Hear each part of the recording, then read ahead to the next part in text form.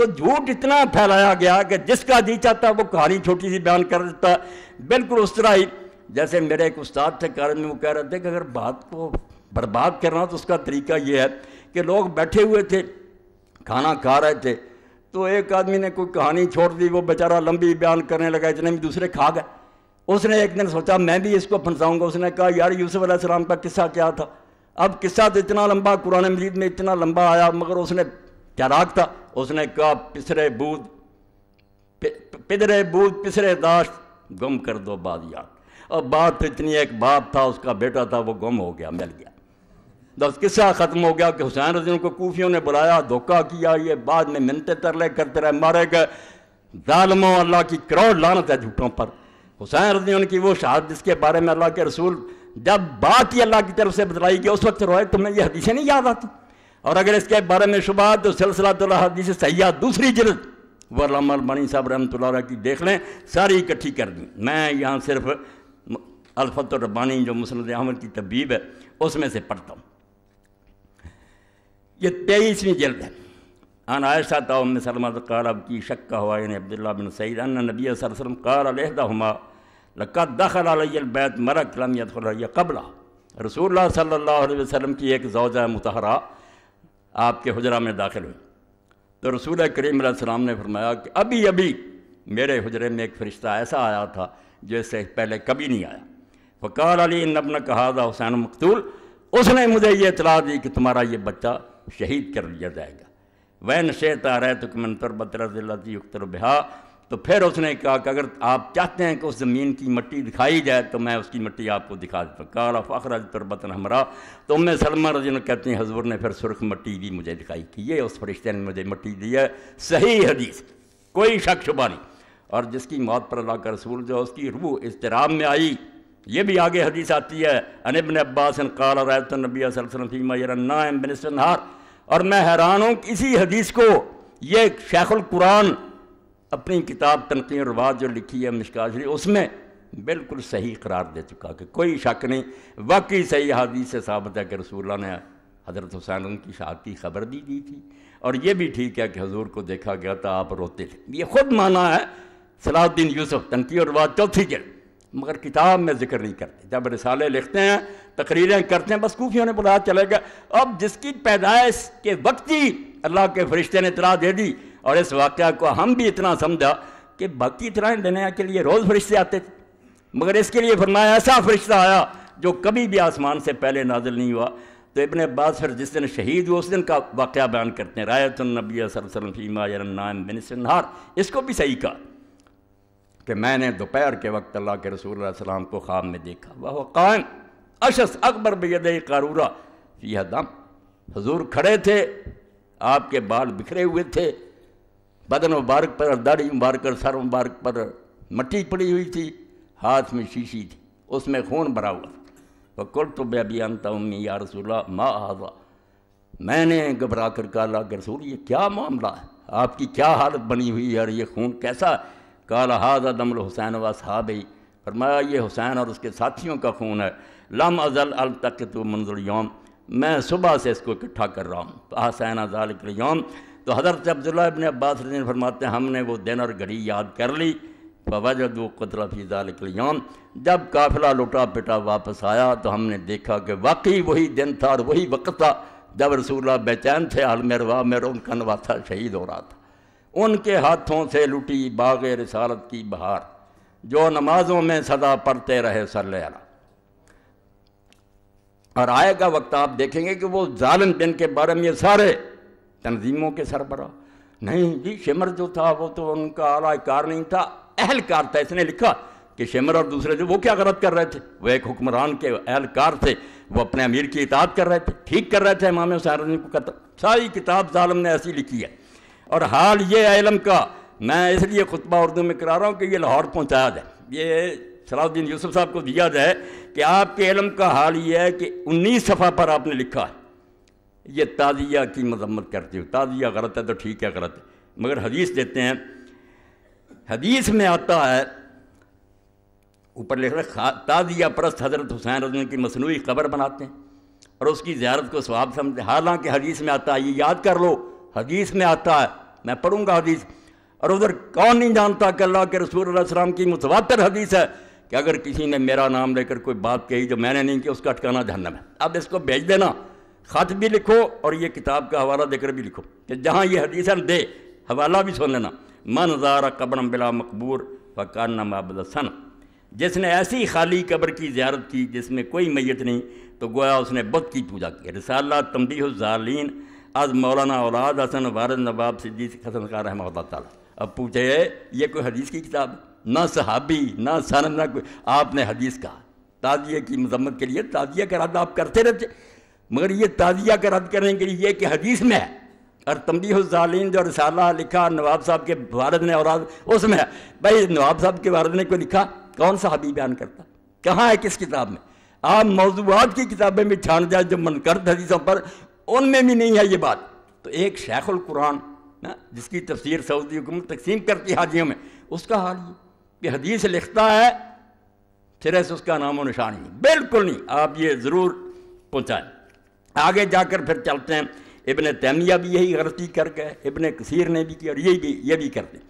ہر سال میں کہتا ہوں نہ جامعہ سلفیہ میں سے کسی کو عقل آتی ہے کہ وہ سوچے کہ بخاری شریف کے بارے میں جو کہتے ہو کہ اس میں یہ حدیث آتی، صحیح بخاری میں عبداللہ بن عمر رضی اللہ عنہ سے مروی ہے کہ حضرت صلی اللہ علیہ وسلم نے فرمایا جو فوج سب سے پہلے قسطنطنیہ کا غزوہ کرے گی وہ مغفور یعنی بخشی بخشائی۔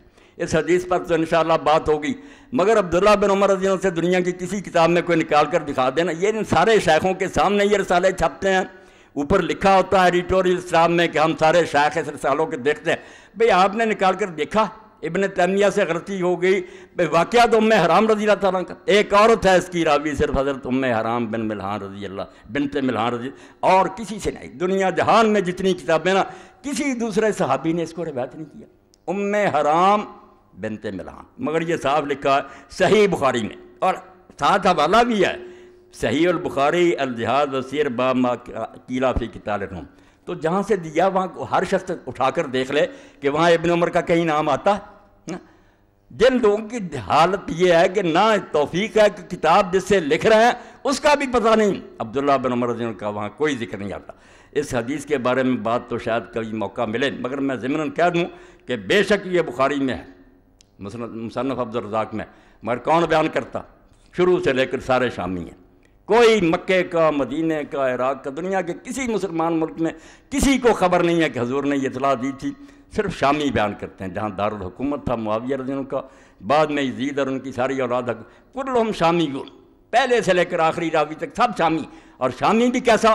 ثور بن یزید الکلائی، جو مدینہ میں امام مالک صاحب نے کہا کوئی اس کے پاس نہ بیٹھے، نہ اس کی روایت لکھے، بیماری کیا تھی؟ وہ بھی ناسبی تھا، جیسے وہ خالد بن عبداللہ کا بنایا نا مکے کا گورنر کہ علی کو گالیاں دیتا، اس کا بھی یہی کام تھا کہ حضرت علی کو کہتا تھا میں اس کو پسند کر سکتا ہوں جس نے میرے دادے کو قتل کیا تھا، میرا دادا جنگے سے۔ بھائی ایسے دشمنان اہل بیت کی حدیثیں لیے پھرتے ہو، جب اصول یہ ہے سارے جانتے ہیں کہ کوئی آدمی اگر ایسی حدیث روایت کرے کہ اس آدمی کا تعلق کسی خاص گروہ سے ہو اور اس کے علاوہ اس کی کوئی تائید نہ کرے، یہ ساری امت کا مسلمان اصول اور عقل کی بات ہے، وہ بات نہیں لی جاتی۔ وہ تو اس گروہ کا آدمی، اس نے تو کہنا کوئی غیر جانب بیان کرے۔ اسی لیے علماء نے یہ اصول بیان کر دیا کہ اگر کوئی شیعہ ایسی حدیث حضرت علی رضی اللہ عنہ کی شان میں یا اہل بیت کی شان میں بیان کرے جو دوسرے کسی مسلمان نے بیان نہ کی ہو، تو بے شک وہ سچا اور دیانتدار، ہم نہیں اس کی بات مانیں گے۔ شبہ ہے کیونکہ اس کا یہ عقیدہ اور مسلک ہے، اس کی حمایت میں گڑ لی ہوگی۔ بات قدرے دل کو لگتی ہے کہ واقعی محتاط رہنا چاہیے، مگر یہاں آ کر سارے اصول ختم۔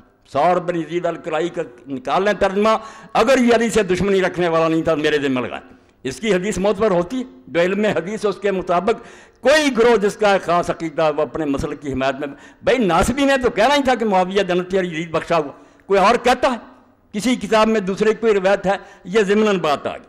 تو خیر صحیح بخاری میں عبداللہ بن عمر، دوسری غلطی کہ عبداللہ بن عمر سے صحیح بخاری میں جہاں آیا نا، بلکہ اور کسی کتاب میں بھی تو نکال دیں، کسی جگہ عبداللہ بن عمر رضی اللہ کی یہ روایت نہیں ہے۔ یہ روایت جہاں بھی ہے حضرت ام حرام بنت ملحان رضی اللہ تعالیٰ عنہ سے روایت ہے۔ تو اس نے بھی خلاصہ یہی نکالا ہے کہ یزید بالکل امیر المومنین تھا، ساری امت نے تسلیم کر لیا تھا.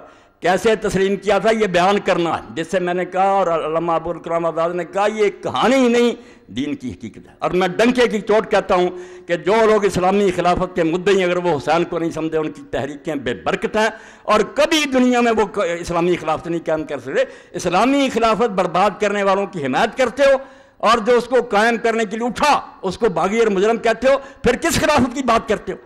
اپنے دعوے کے خلاف تم غلط باتیں کرتے ہو. ایک طرف خلافت کے مدعی ہو، دوسری طرف جنہوں نے خلافت کو بدل کر ملوکیت میں تبدیل کیا اور ایسے ظالمانہ طریقے سے بیان کیا. میں یہ حقائق اس لیے لکھوانا چاہتا ہوں، میں نے اس بارے میں جو پڑھا دکھ تو یہ ہے کہ میں اس کو لکھوا نہیں سکا. آپ اس پر کتاب نہیں لکھ سکا، ورنہ اس پر ایک مبسوط کتاب ہزاروں صفحوں میں لکھنی چاہیے. یہ کوئی واقعہ، یہ اسلام کا ایک روشنی کا منار ہے. اگر یہ ڈھہ گیا اور حکومتیں چاہتی ہیں کہ اس کو گرا دیا جائے، یہ تو پیغام ویسے ہی دے دیتے نا کہ امام حسین کی قربانی، ورنہ ظالم مسلمان حاکموں کے لیے حسین ایٹم بم ہے. اگر وہ روح امت میں پیدا ہو جائے کہ برے کے سامنے سر نہیں جھکانا چاہیے، طاقت کوئی چیز نہیں ہے، حق کا ساتھ دینا چاہیے. اور اس میں یہ بھی نہیں دیکھنا چاہیے کہ آدمی تھوڑے ہیں ساتھ یا زیادہ نہیں، جتنے ہوں لے کر میدان میں نکلتے. وہ سبق ہے جو ان لوگوں کے لیے تو موت ہے. یہ امام حسین کے دن پر کیسا پیغام دے سکتے ہیں؟ رسمی طور پر سیکٹری لکھ دیتے ہیں، بیان کرتے ہیں.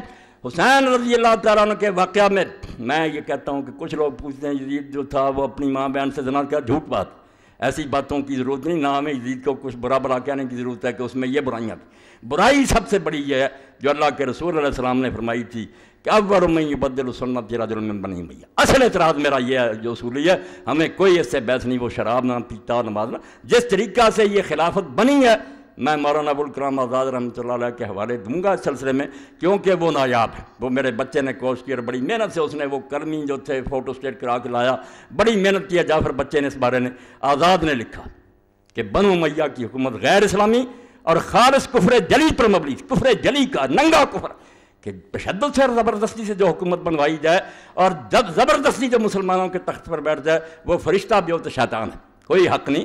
مسلمان امت کا حق ہے کہ اپنے لیے اپنا قائد چنے. ایک شخص زبردستی بیٹھ جاتا ہے اور بعد میں بیعت لیتا ہے، یہ خود اتنا بڑا گناہ اور جرم ہے کہ اس کے ہوتے وہ شراب نہ پیے، زنا نہ کرے، نمازی ہو، دیندار حاجی ہو، انتہا درجے کا بدماش ہے. اس کو کس نے کہا تھا کہ امت کا تخت جو ہے غاصبانہ؟ اس پر آ جائیں گے حوالے کہ صحابہ کی گردنوں پر کیسے تلواریں رکھی گئی، کس طرح بیعت لے گی، جس سے پتہ چلے گا کہ اس سے زیادہ قیامت اس وقت اسلام پر جو آئی تھی نہیں آ سکتی. امیر معاویہ رضی اللہ عنہ نے اس سلسلے میں جو کردار ادا کیا، جو رشوت سے ہاتھ میں آ گئے، پیسہ دیا، جو تلواروں کے ذریعے ڈرائے جاتے تلواریں ان کے سروں پر لڑائی گی. اس لیے مسجد مدینہ میں جو بے حرمت بخاری شریف میں سناؤں گا، اللہ کے لیے تم ہمدردی کرو امام حسین سے جس کے بارے میں رسول اللہ کا دین پایا گیا اور اس کی موت سے پہلے حدیث پاک میں یہ بھی آتا ہے. وہ سارے علامہ البانی صاحب نے اکٹھے کر دیے کہ حضرت علی رضی اللہ عنہ فرماتے ہیں حجرے میں داخل ہوئے، رسول اللہ کے آنسو بہہ رہے تھے. فرمایا یا رسول اللہ آپ بچے کو اپنی گود میں کھلا بھی نہ، رو رہے ہیں. فرمایا ابھی خبر دی گئی کہ یہ بچہ شہید کیا جائے. آپ نے کبھی نام نہیں لیا، ان حدیثوں کا حوالہ نہیں دیا. اتنا بغض اور کینہ ہے کہ تاریخی جھوٹ. اور میں نے جو آیت پڑھی شروع میں کہ جب تولو تو پورا تولو اور صحیح ترازو کے ساتھ تولو، بعض لوگوں کو سمجھ نہیں آئی وہ کون پر. میں نے اس لیے پڑھی کہ اسی شیخ القرآن نے خلاف تو ملوکیت کی شرعی حیثیت لکھی، مولانا مودودی صاحب کی کتاب پر تبصرہ کیا اور اس میں یہ بات کہی کہ ہم مانتے ہیں کہ صحابہ کرام سے بڑے بڑے جرم ہوئے. اس نے دوسروں والا راستہ نہیں اختیار کیا، سیدھا کان پکڑا کہ غلط کام ہوئے. ان کو بیان کرنا بھی جائز ہے، جب قرآن و حدیث میں بیان ہوا کیوں نہ بیان کیا جب مودودی سچا، مگر بیان جو ہونا چاہیے وہ صحیح حدیثوں سے ہونا چاہیے، صحیح روایتوں سے ہونا چاہیے. بس یہاں آ کر اس نے نا بات ختم کی اور بات ٹھیک ہے. کہتا جرم بھی ہوئے ہیں، بیان کرنا بھی گناہ نہیں ہے، کوئی توہین نہیں ہے، حقیقت بیان ہونی چاہیے، مگر روایت جو ہے پوری احتیاط سے لینی چاہیے. میں یہی کہتا ہوں اسی ترازو سے صلاح الدین صاحب توڑنا چاہیے تھا. آپ نے جتنی امام حسین کے بارے میں لکھی کہ وہ واپس آنا چاہتے تھے، ان کو صحابہ روکتے تھے، ابن عباس روک. میرا چیلنجر کئی مرتبہ میں نے کہا کہ ایک صحابی کا روکنا بھی کوئی شہادت کرے مجھے پھانسی پر لٹکا دو. تم بنو امیہ کی گڑھی ہوئی روایتیں کہ امام حسین کے جہاد کو برباد کر دیا جائے، وہ خالد بن عبداللہ کسری جو علی پر لعنت کرتا تھا ممبر مکہ پر، اس کی روایتیں بیان کر رہے.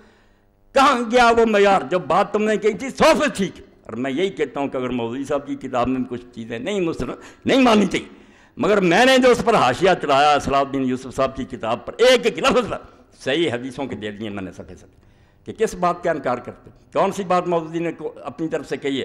اگر تاریخی حوالے نہیں صحیح، ٹھیک ہے، انہوں نے لکھی تاریخ کی مدد سے، آؤ میں حدیث سے ثابت کرتا ہوں۔ یہی علی پر ممبروں پر لعنت کرنا، امیر معاویہ رضی اللہ عنہ کو ورنہ صحیح حدیثوں سے پیش کرتا ہوں، وہ اگر حاشیے چھپ گئے تو اس بارے میں اتمام حجت ہو جائے گا، کوئی آدمی نہیں بول سکتا، زبانوں پر مور لگ جائے گی۔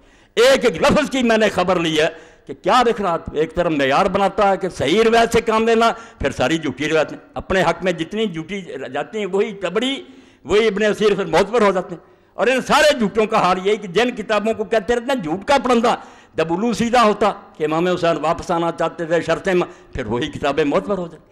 میں ایسا نہیں کرتا، میں کہتا ہوں وزن بالقسطاس المستقیم، ایک صحیح ترازو لو، اس سے تو لو، آپ پہ خلاف جائے یا آپ پہ حق میں جائے، بات وہ کہو جس کی سند مضبوط ہے۔ اس لیے میں آپ سب حضرات سے یہ کہتا ہوں کہ اللہ کے لیے حسین رضی کے واقعہ کو کوئی قصہ نہ سمجھیں، جی جیسے کہا نا ابن مولانا ابوالکلام آزاد نے کہ یہ اسلام کی حقیقت ہے، اسلام سمجھنا چاہتے ہو کہ ہے کیا؟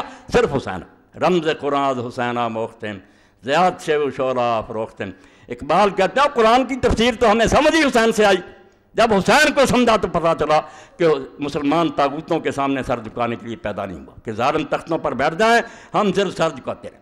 اور اس پر بھی میں پڑھوں گا کہ جب سے یہ نظریہ ایجاد کیا اہل سنت نے اور اہل حدیث نے کہ متسلط اور متغلب جو تخت پر بیٹھ جائے، بس نظریہ ضرورت کے تحت اس کو تسلیم کرو، میں اللہ کو حاضر ناظر کر کے کہتا ہوں کہ سارے دین کی بربادی اس لیے ہوئی کہ جس چیز سے یہ ڈرے تھے نا کہ اگر مقابلے میں اٹھے تو خون ریزیاں ہوں گی، اس سے زیادہ برائیاں آئیں، خون دینے سے تو بچ گئے، یہ جانیں بچاری چوہوں کی طرح بلوں میں گھس گئے، مگر حرام زادے سے زیادہ حرام زادہ آگے آتا گیا اور امت آج تک بھگت رہی ہے۔ اگر یہ سمجھتے کہ نہیں جیسے میری زمین پر کوئی قبضہ کر لے وہ غاصب ہے، جہاں تک ممکن ہو میرے لیے اس سے اپنا قطع چھڑانا فرض ہے۔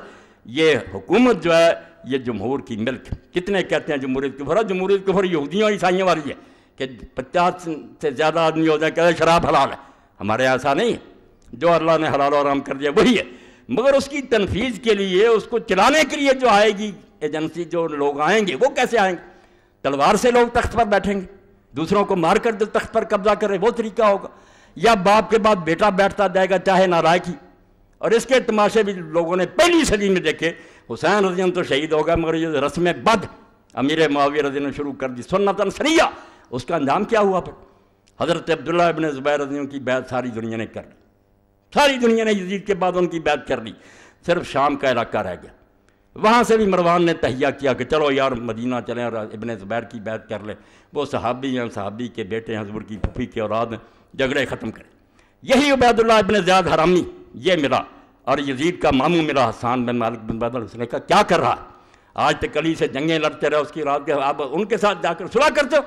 پھیر دیا، مروان نے اپنی بیعت لے لی اور بیعت کے بعد جا کر پھر جنگ لڑی حضرت ضحاک بن قیس صحابی کے ساتھ، وہ ابن زبیر کے حامی تھے، مرج راحت کوئی ایک کربلا، وہاں وہ حضرت قیس بن ضحاک مارے گئے، مروان غالب آ گیا، پھر اس نے مصر بھی چھین لیا، آہستہ آہستہ بعد میں ان کا بیٹا جو تھا عبد الملک بن مروان وہ ظالم، اس نے مکے کا محاصرہ کیا، عبداللہ ابن زبیر شہید کر دیے گیا، درختوں پر ان کی لاش لٹکی رہی، یہ صحیح مسلم میں پڑھ لیں آپ، ظالموں نے کیا حشر کیا۔ اور حضرت اسماء بنت ابی بکر کو حجاج نے کہا تیرا بیٹا منافق تھا، آج کہتے ہیں کسی صحابی کو برا، حجاج نے سامنے کہا ابو بکر صدیق کی بیٹی کے رسول اللہ کی ساڑی اور ابن زبیر کی عبداللہ بن تیرا بچہ منافقین کا سردار تھا، اس نے کہا نہیں وہ نمازی تھا، حاجی تھا، دین پر تھا، اور بعد میں لاش کئی دیر لٹکی رہی اور ابن حضرت اسماء لونڈی کو ساتھ لے کر گئی، نظر نہیں تھی، اور اپنی لونڈی سے پوچھا کبھی وقت نہیں آیا کہ سواری سے اتر جائے، لاش لٹک رہی تھی، ان ظالموں کی باتیں کرتے۔ تو مروان نے جب یہ سارا دھندا چلایا اور جس نے مشورہ دیا تھا یزید کا ماموں حسان بن مالک بن بہادر الکلبی، یعنی مسلمانوں کی حکومت کیسے تماشا بنی؟ رونا یہ کہ جو اتنی بڑی عظیم شے تھی رسول اللہ کی خلافت کہ یہاں قدم رکھتی ہوئے ابو بکر صدیق اور حضرت عمر ڈرتے کہ نہیں اور کسی کو بنا لو، وہ تماشا بن گئی، لوٹ کا مال بن گئی، کہیں مروان اٹھ کھڑا ہوا اور مروان نے حضرت ضحاک بن قیس کو قتل کیا۔ اب وہ جو حسان بن مالک بن بہادر تھا اس کا یزید کا بیٹا آگے خالد تھا، اس نے کہا بھائی مروان میرے بانتے کے بیٹے کو دو، ہاں اپنے پاس اس کو خلیفہ نامزد کرو۔ اب ایک تو شرارت اس مروان نے یہ کی کہ خالد کی ماں اپنے نکاح میں لے آئے اس کو ذلیل کرنے کے لیے کہ یزید کی بیوی کر لی تاکہ خالد بول ہی نہ سکے کہ میری ماں کا تو شوہر ہے، اور دوسری طرف جب وہ محفل میں آتا ایسی بد زبانی اور بدگوئی کر ابن رتبہ اے بڑی نرم و نازک چوتڑوں والی کی بیٹا ہے، بڑا ذلیل ہوا۔ اس نے جا کر ماں سے ایک دن کہا کہ تو یہ نکاح نہ کرتی تو میں یہ دن نہ دیکھتا۔ اس نے کہا چپ کر جا، ذکر نہ کرنا، ہو جائے گا ٹھیک۔ اس نے اپنی لونڈیوں کے ساتھ طے کیا یہ اسلامی خلافت کا رونا رونا، پہلی صدی رسول اللہ کی گدی کیسے ان لوگوں نے ذلیل کی۔ صحابہ بیٹھے رہ گئے، بڑے بڑے مجاہدین بدر احد کے بیٹھے رہ گئے، اور یہ ایسے بچے بیٹھنے شروع ہو گئے۔ اب اس نے